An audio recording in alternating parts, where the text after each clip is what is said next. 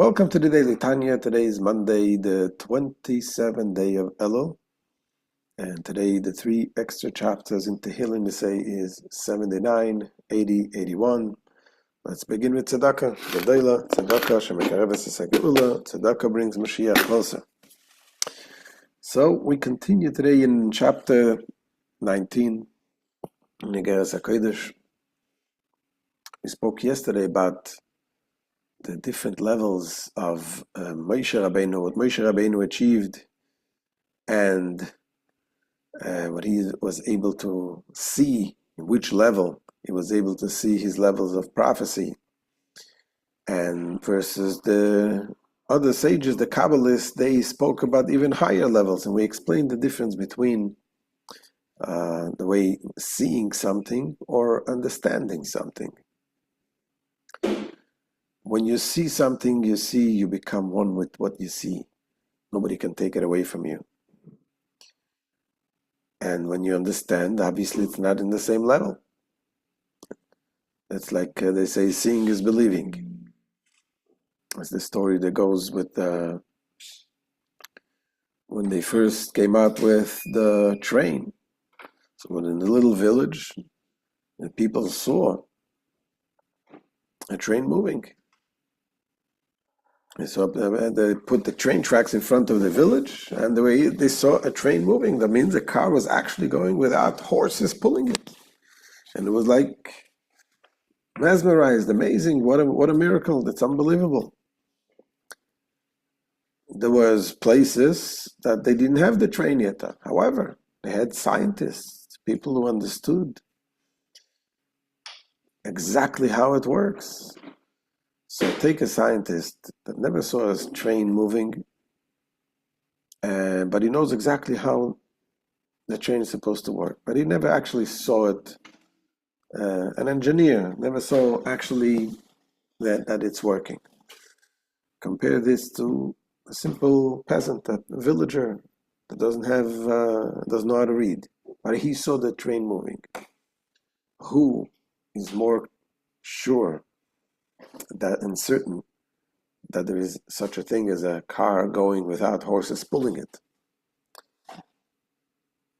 These are the genius scientist or the simple villager, the simple peasant. Of course, the simple peasant is more certain that this is true because he saw it with his own eyes.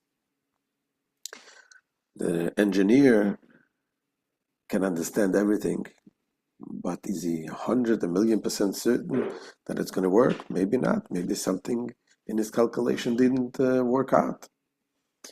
But in any case, the point is that when you see something, it connects with you.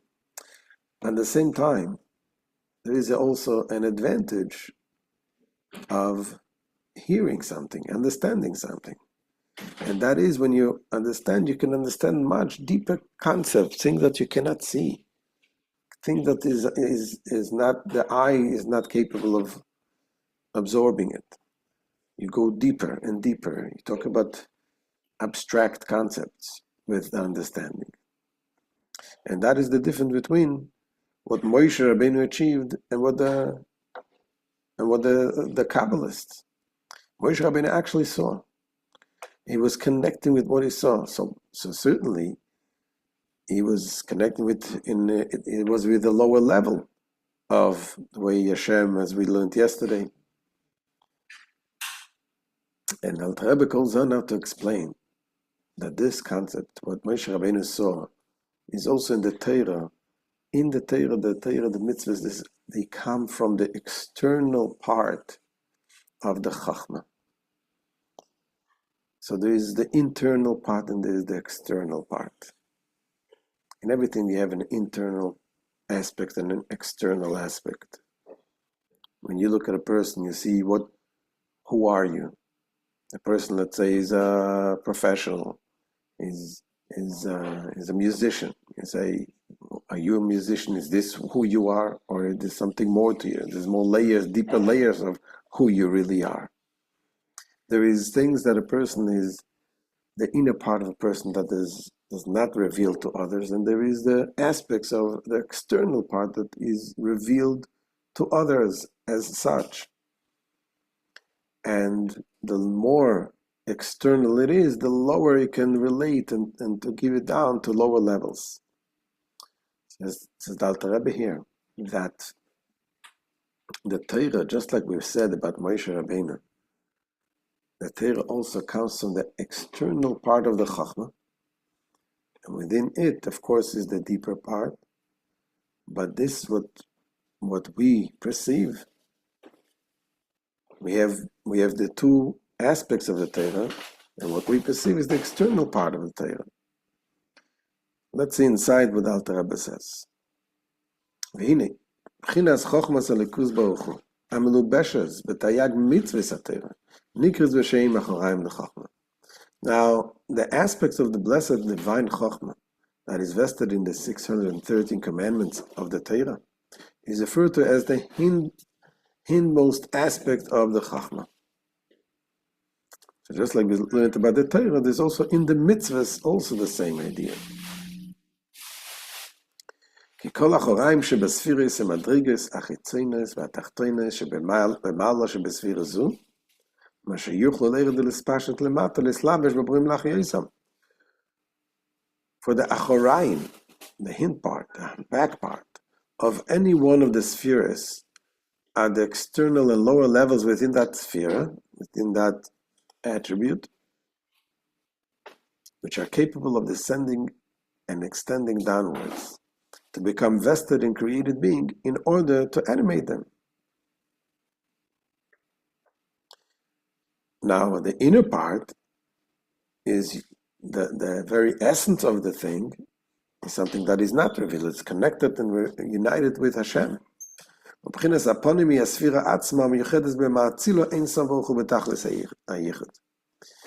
aspect of the panim, the face or inner dimension of the sphere, is the sphere itself as it is united with its emanator, the blessed Ein Sof, in an absolute union.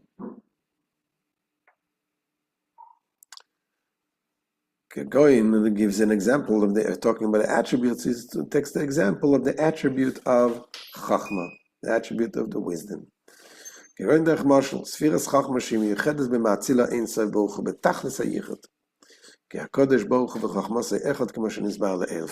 the sphere of Chachma, the sphere now under discussion, it is united with its emanator, the blessed Ein Sof, in absolute unity. For the Holy One, blessed be He, and His wisdom are one, as explained above. Evidently, in reference to part 1, chapter 2 and 52. Okay. But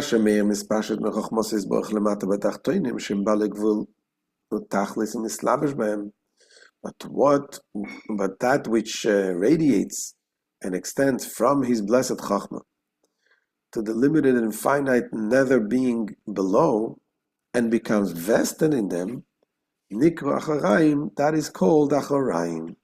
It is the external aspect of the sphere, and not the sphere itself.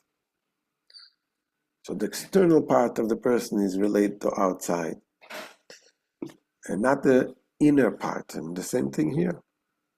And it is also called the aspect of Asiya, the aspect of action within Atzilus.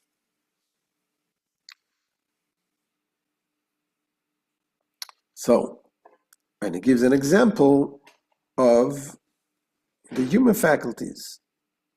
The human faculties, when you have a desire to do something, from the desire of doing it until it comes out down into action, is the whole process. And action is the lowest part. It goes through the intellect, goes through the emotions, through speech, through thought, speech, and then finally in action. The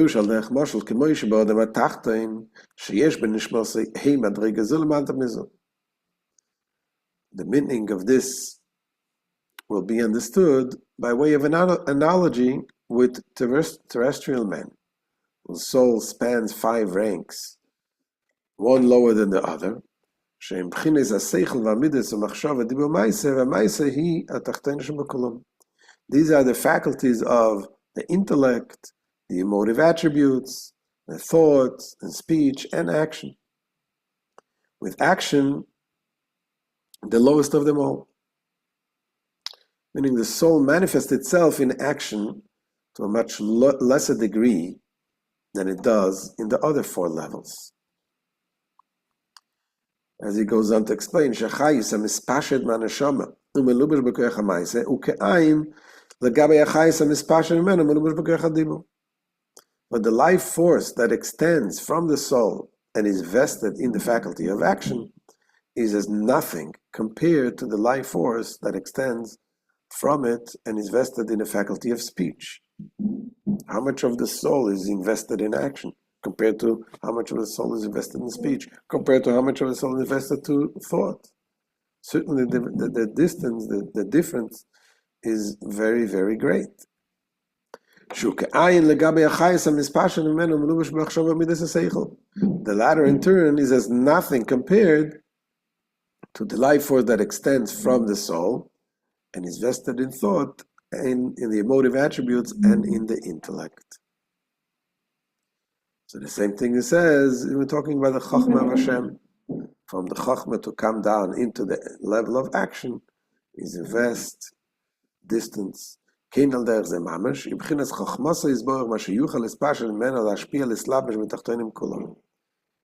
a precisely like manner with respect to the divine Chachma, to the extent that can be diffused from it to become vested in all nether beings.